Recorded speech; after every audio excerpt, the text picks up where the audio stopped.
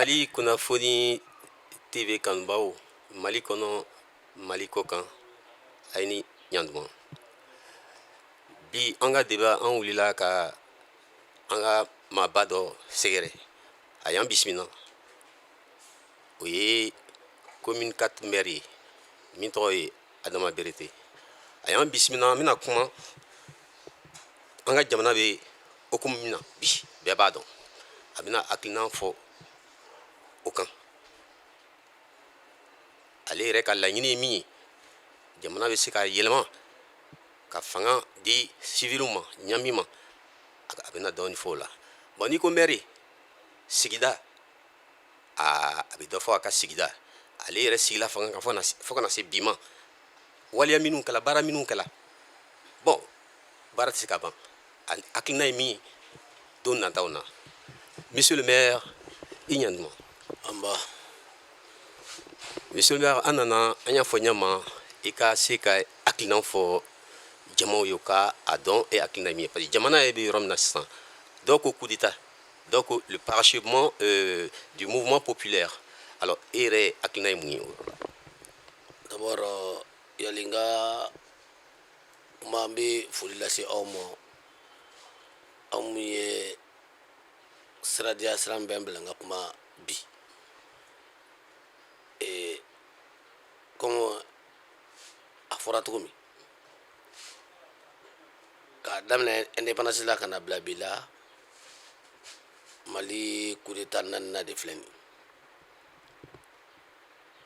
bon coup d'état certes a bɛ jamana sigi kɔ mais coup d'état dɔw bɛ yen a bɛ jamana firili bali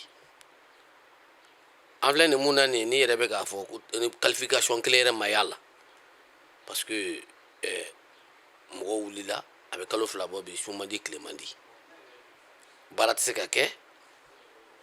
finalement n'an kun tora nin cogo la a laban bɛ kɛ guerre civile ye parce que ne tɛ to sɔrɔ k'a dun n balila don ka taa n ka to ɲini finalement an yɛrɛ dama kun na ɲɔgɔn fɛngɛ quoi an yɛrɛ kun a kun bɛ kɛ guerre civile ye bon ni ala nana n'a ka na ye o sera ka sɔrɔsiw sera ka ne bɛ se k'a fɔ de n ko déposition de don o sera ka kɛ et que joli ma bɔn mɔgɔ si ma tɔɔrɔ i golo la moi je pense que an k'o kɛ tare tare o ye ala ka latigɛ ye bon mun ye o ko tɔ sabatili parce que n'i y'a ye san coup d'état naani bi ça veut dire que fɔlɔ minnu kɛra leçon ma tiré o la et puis olu ma kɛ ka ɲa bi bi in na communauté économique bɛ k'an la pressé alors que problème minnu bɛ yen ni sigi ma kɛ joli tɛ suma nɛ kan ni sigi ma kɛ k'a fɔ k'a ban k'a lajɛ min bɛ se ka kɛ min tɛ se ka kɛ o ka fɔ ɲɔgɔn ye ani toilettage mun kan ka kɛ hali constitution révision constitutionnelle o bɛɛ ka kɛ n'i ye mɔgɔ mɔgɔ ta k'a bila kɔnɔ ça veut dire o bɛna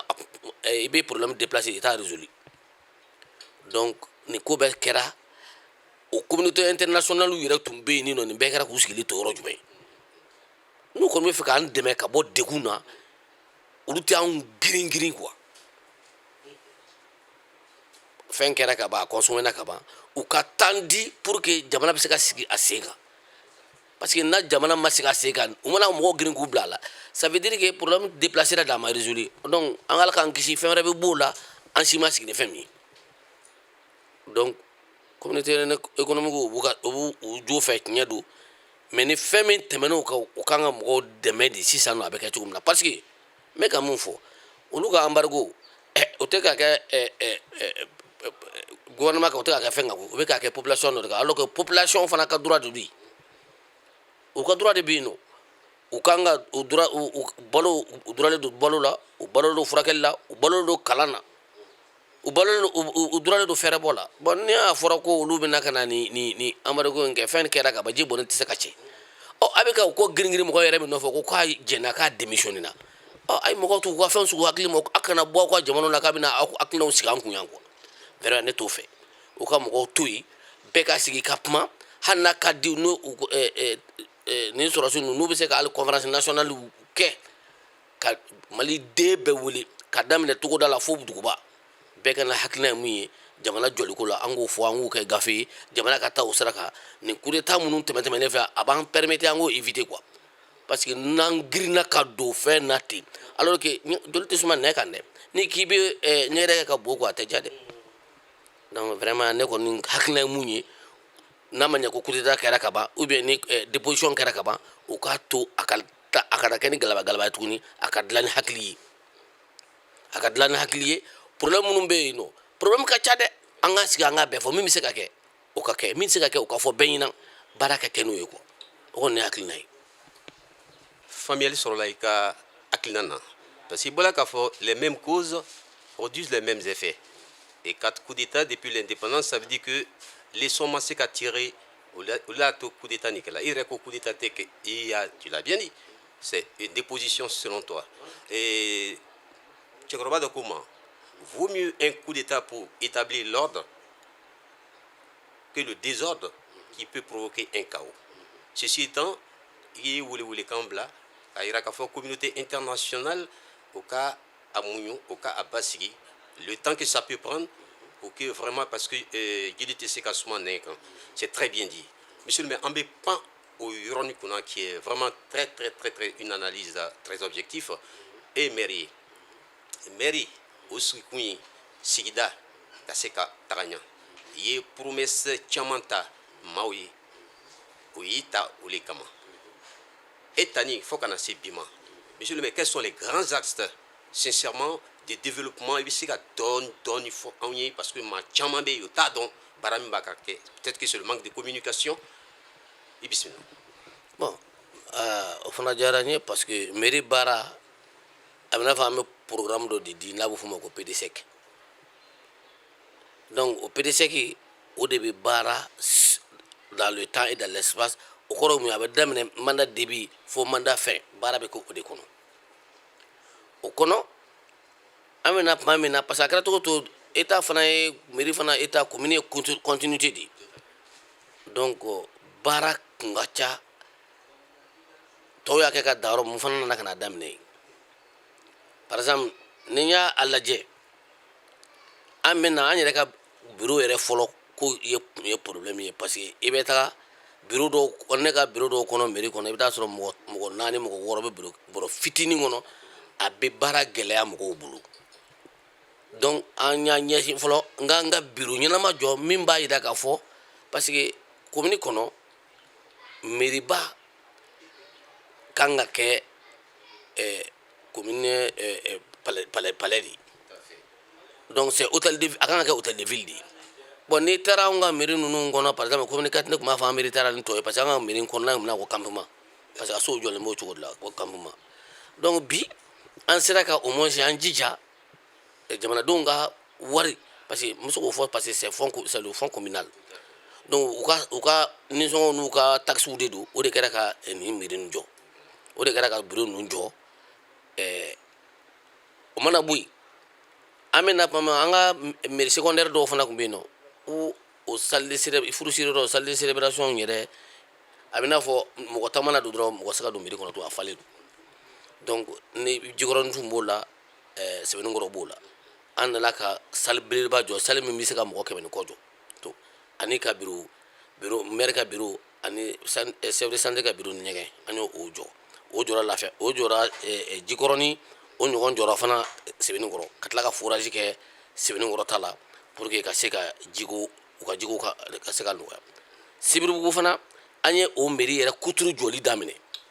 an yɛrɛ bɛ yɔrɔ min na sisan nɔ an kan ka se o finition ma Kalabanbu an ka centre de référence mun fana bɛ yen nɔ an y'o tɔ achevé bi o ye au centre de référence et centre de fonctionnel à 100% aujourd'hui n'o bɔra yen école Tchétchénie ani coopération japonaise ye école classe 12 de jɔ ani a jɔlen bɛ a étage de don bi bi in na Malala communicatif kɔnɔ ni a école ɲɔgɔn bɛ yen nɔ o temps kelen kɔnɔ Lafiyabugu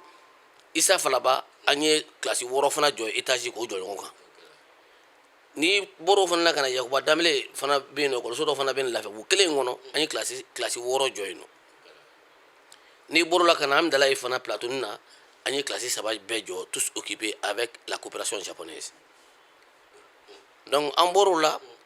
suguw fana aménagement parce que kɔnɔ tɛ ko donc ani o japonais kelenw ka teriya kɔnɔ n'o ka coopération kɔnɔ an sera ka sugu dama dama fana an ka aménager ka hangar moderne k'a kɔnɔ o sugu dɔ filɛ nin ye gɔrɔtu sugu min filɛ nin ye ka ɲɛsin amidala 1 mairie kɔrɔ ma n'i bɔr'o la i bɛna tribunal kɔfɛla la sugu filanan fana bɛ yen nɔ i mana bɔ yen i bɛna tabakɔrɔ sugu la n'o bɔra yen i bɛ taa sibiribu an y'olu bɛɛ kɛ hangar moderne mɔgɔw bɛ se ka taa lajɛ kuma gansan tɛ o mana bɔ yen an bɛ se kuma komi bureau kun b'anw na tuguni o bureau kelen tun bɛ tribunal fana na aw obligera ka bureau 4 ɲanama jɔ k'a di tribunal ma ka tribunal fana rénover o fana bɛ yen kɔdimi fura ta ɲɛdimi fura don bon n'i bɔra o fana na anw ye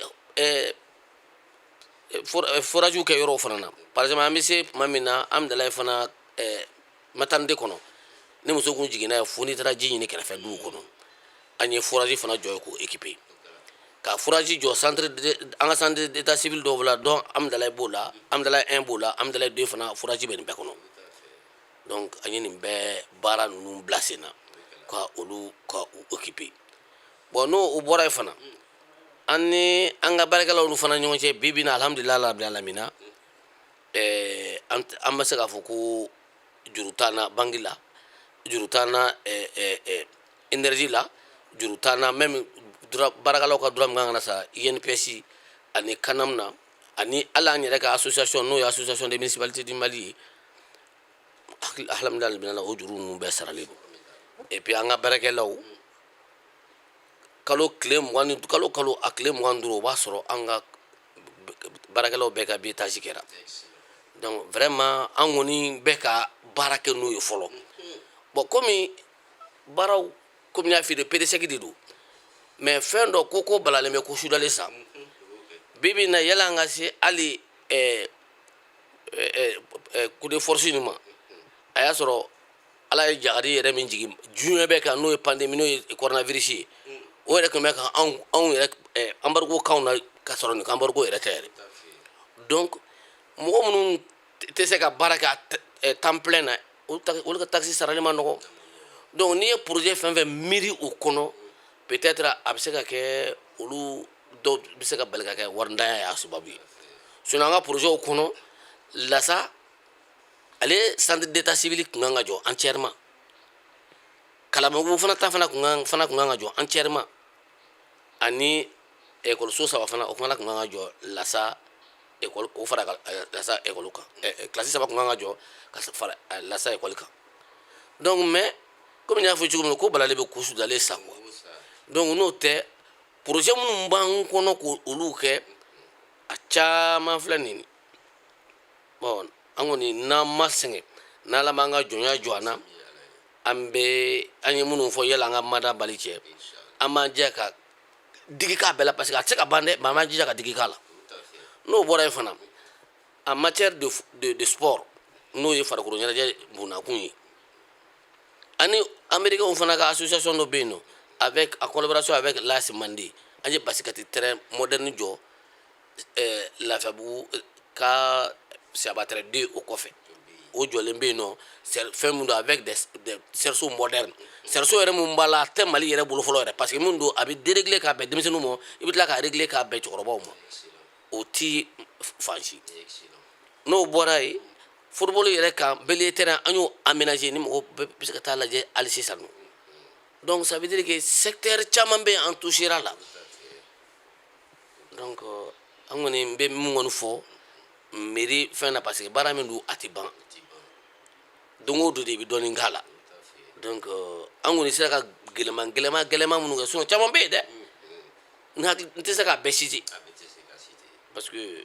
ko mɔgɔ ma i yɛrɛ da parce que ninnu gymnastique fɛn sugu ninnu a man di ne yɛrɛ ye a ka kan mɔgɔw yɛrɛ de k'a fɔ donc n bɛ se ka kumaba minnu fɔ o ye nin ye sinon hali mairie yɛrɛ kɔnɔ an bɛ na tuma min na an tun bɛ so de sigi urunɛji kɔrɔ parce que a tun bɛ toni donc an ye forage kɛ yen nɔ o forage bi o de ye hali an ye immeuble min jɔ a kɔnɔ o forage de y'a o bɛɛ kɛ donc bi bi in na o jiko problème tɛ yen tuguni non seulement o kɛra k'a kɛ après population yɛrɛ bɛ tila ka na ji ta o la pour que ka se k'u yɛrɛ lafiya cogo min donc nin kɔni ye kuma kelen-kelenninw ye ani ale fara ka fana ka sira in o bɛ jɔ kuma min na je crois que population an fana i ye dɔ di gouvernement kɔni ye a kɛ mais anw yɛrɛ ka pourcentage mais an ko an bɛ dɛmɛ min k'u ye an y'o sara o juru dɔrɔmɛ kelen fana t'an na tuguni parce que an fɛ communicati an tɛ ɲɛngo ye nka an bɛ keleya donc wa anw tɛ défaite fɛ fana donc voilà an ka kuma fɛn lin kumaba kelen kelen minnu an sera ka minnu kɛ an m'a fɔ an sera ka minnu kɛ k'an bɛ an fɛn n'o ye dɛ mais an fana an y'an se kɛ mais hali bi hakili b'a la ka dɔwɛrɛ kɛ mun tɛ nin si ye. Kuma bɛ wasa bɔ. Effectivement, Ebola Kafoko, c'est une continuité de l'État. En fait, une commune, c'est un État à part entière. Alors donc, Aouireka Sigida, Aoubi Sigiron na Okanga qui est référencié. Donc, il y a Damna Oda Folo, sincèrement, il Kumafo Benyabala, Kono Dimite, Nyadimi de Do. Vraiment, aujourd'hui, on a une mairie très propre. Vraiment, je dirais, l'une des plus belles mairies de la commune. Ensuite, Idasla Hirodoma, qui est très important. L'éducation, c'est la base, c'est le fondement de toutes choses. École Soutiama Djola. Oui, Djola, vraiment, commune qu'on a quartier Tchamana. Quartier Tchaman, Fanani, Oluka, centre d'État et civil. Glanstela ou Tchamana. En fait, comme on le dit, la liste n'est pas exhaustive, c'est-à-dire qu'il y a Akacha. Donc, Bebola qui il amène. Mimi kono ala lebadon. Et doit fananke ala ka asedima. Mais monsieur le maire, date me fait casser rondement. Alors donc qui revient toujours sur le problème anga nyamatomba mim fleni fodo ya todako Kilimanjaro. Ya donc à madame Nabi. Il n'en a ici qu'aucun il y a clôturé tout ça. Mais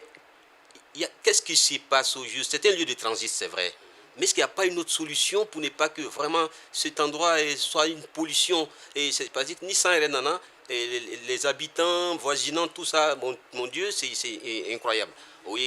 En plus de cela, bon, Srako, parce que ni Fakata Taliko, ni Taliko Strata, Sani Kassé, Dogodouma, je ne sais pas, pratiquement Nere Strata, c'est un calvaire. Est-ce que vraiment il y a des ambitions pour un peu toucher à ces secteurs aussi vitaux? Bon, même il faut là. D'abord, mbi misali di nyamanto nga abina fɔ ko dugu amasadi yɔrɔ ni Nigeria amasadi bɛ exemple do quoi ni sera amasadi Mali kɔnɔ abina fɔ Nigeria yɛrɛ de sigilen do donc an ka dépôt de transit ye titre foncier de ye dans le cadre de la viabilisation de Bamako district ka titre foncier do. Donc on yɛrɛ se ka baara yɛrɛ kɛ a la ni a yamara ma ɲini olu fɛ bon baara min ba anw kan o ye k'anw ka ɲama labɔ an ka ménages ka da la ka taa bila dépôt de transit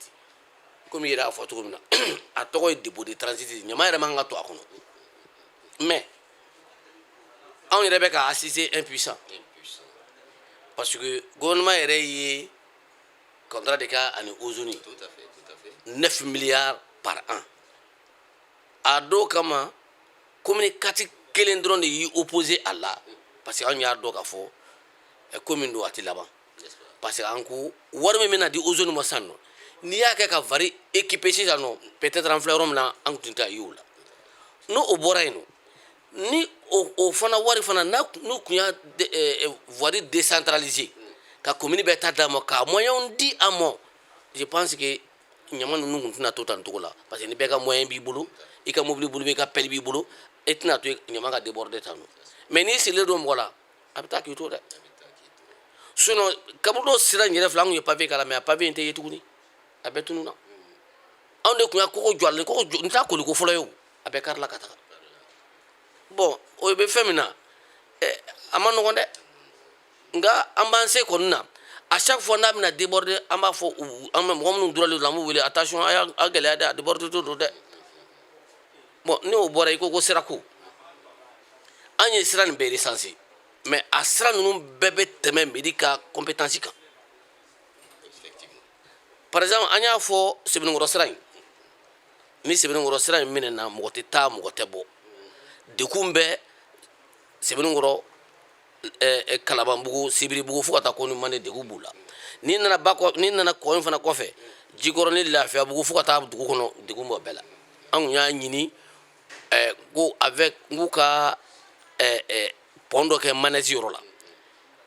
ka pont kɛ manège yɔrɔ la ani ka sira bɔ ka taa CTZ fɛ fo ka taa bila Maroc ka dɔgɔtɔrɔso kura in na an y'a étude kɛ ani entreprise sera y'a kɛ a wari bɛnna fo 12 milliards ma o papier kɛlen don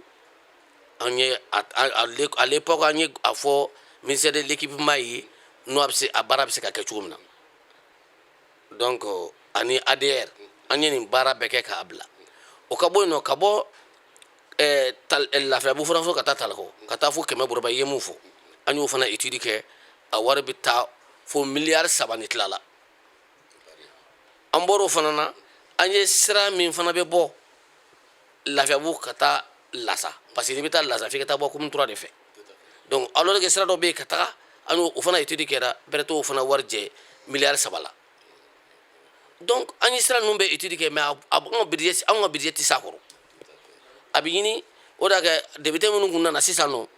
parce que député kɔrɔ minnu bɛ an tun y'a d'u ma an ma se ka ɲɛ sɔrɔ a la parce que olu de kun kan ka au moins hali n'u tun ye ministre interpellé a la o tun bɛ se ka kɛ appuyé anw ma sinon anw y'a étude kɛ ka papier finaliser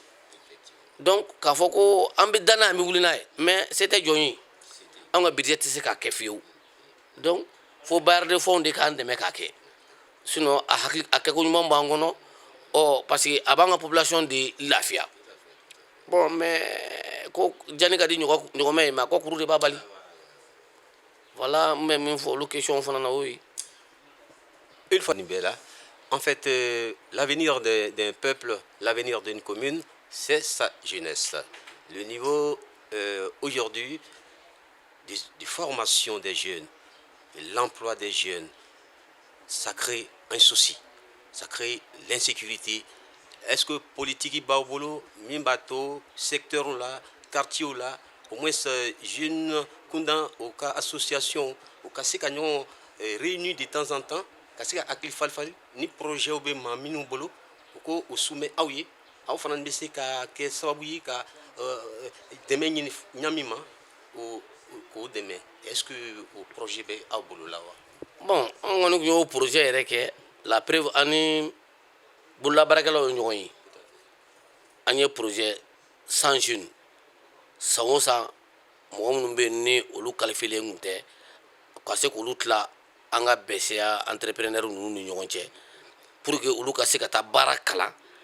pour que n'olu fana formé na kiti kan ka di olu ma olu k'u installer olu fana installer bɛ se ka chômeur dɔw fana absorber mais an y'o baara daminɛ je crois que i b'a dɔn ko denmisɛnninw fana baara man di caman ye o projet kɔnɔ an ye san fɔlɔ min ta mɔgɔ min sera k'a laban 13 personnes o kɔni alors que aw bɛ bila ka taga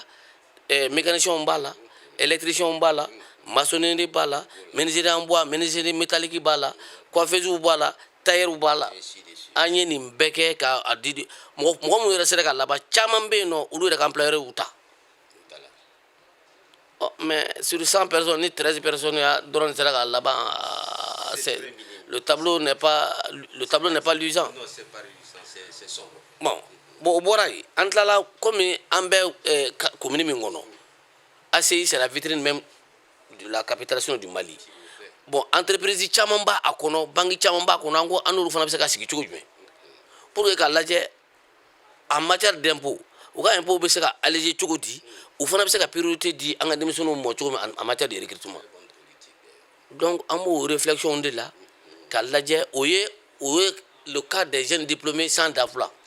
bon minnu tun ye diplôme t'o bila olu tun ka taa de filɛ nin ye ka u ni entrepreneur ni fɛnw bila pour que ka se k'u qualifier u fana bɛ se ka dɛmɛ cogo min ka kiti d'u ma olu fana k'u installer ka chômage observer quoi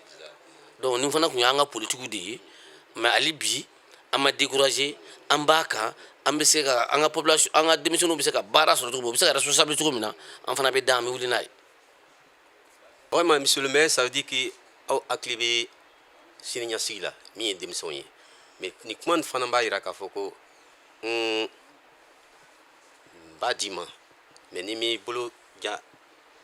abe binde denmisɛnw fana kan ka conscience sɔrɔ. Et je pense que ça c'est la famille d'abord. Ça veut dire que bangebao l'éducation est très importante. Il faut au cas aklito denmisɛnw na ka se ka baara a diya dɔw la maa minnu bɛ fɛ k'o dɛmɛ k'olu fana ni dɛmɛ. Monsieur le maire, an ka ni baro ni a sela yɔrɔ la an bɛ se k'a fɔ kurun sela tiɲɛ ma, mais ne bɛ fɛ ka da don yɔrɔnin dɔ la parce que en général dans une commune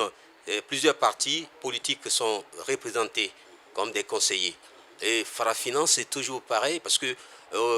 en général, d'autres fait comme monsieur le maire, il a des éléments, n'a qu'un bilan, est-ce que, bon, mandature Akatawa, il y a des coups bas et tout ça, est-ce que Bambalia, est-ce que Enika équipe, comment ça se passe? Bon, même il faut génétique ko sinamusoma flama la kele. Ibani sinamusoma na kele. Yakli bala ko ibade ka gagné. Mana ngon damene gele la fuka damateme. Ani kalo wolonvla de Clémandi Choumandi.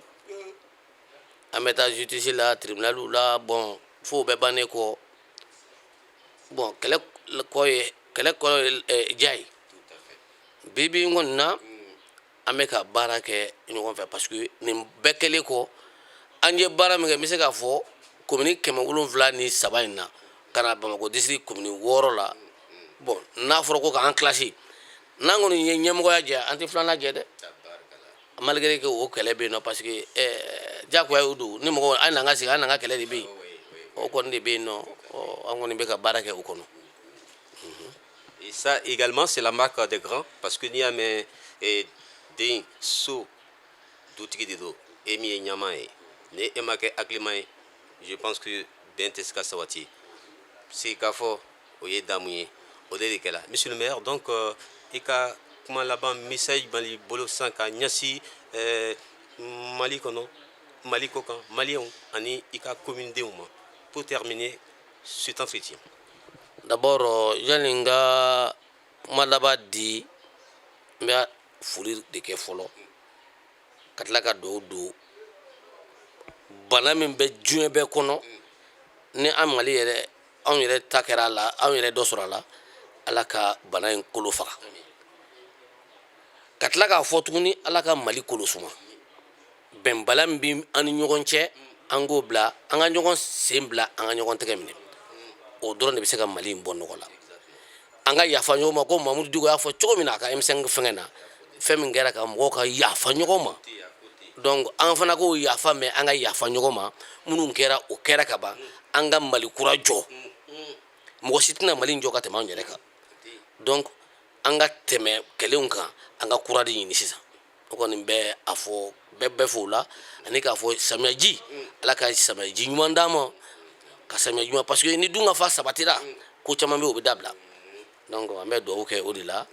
ka malien be fu ka fo ambe ka du dakelen fe anga bo dakelen fe mo sitina malien la ka teba ngere ka on de ba de la bi on de ba de la chini donc mo be ko fe ka ito ka ma fo ulu siteta anga mali de la de on de kanga doko on de folo banga mali de la pour que mo to ka ande me ko ande me nga warala akungulo bi bolo de mi mu fo kuma na ka fuli ka bo kuma no ni aka to bola sallama mamadu aye deme nga warala kungolo bi bulo donc ni ci ka lase malien ma Mamadou Diko ye wule kami di en malien ma ni tliflana je pense que jambe ame ako kanga yafa o ko masani ko yafa monsieur le maire bola ko le fossa amba ke nyona manga yafa ala yafa masaya alibisa ala ko do sokolo do ambela jenna kaira an kanba bela jenna mali kuna foni tv mali kono mali kokan ant me bi ni anga mairie bade ni mi toy adama vérité commune 4 maire de do c'est sa coloration politique c'est le élément le parti de l'ex-premier ministre Moussa Mara monsieur le maire bolaka an kuna foni a klina jamana be okumna aka sigida mi commune 4 aye bara minuke mi ba kono ka ke wule kan fanani aw salam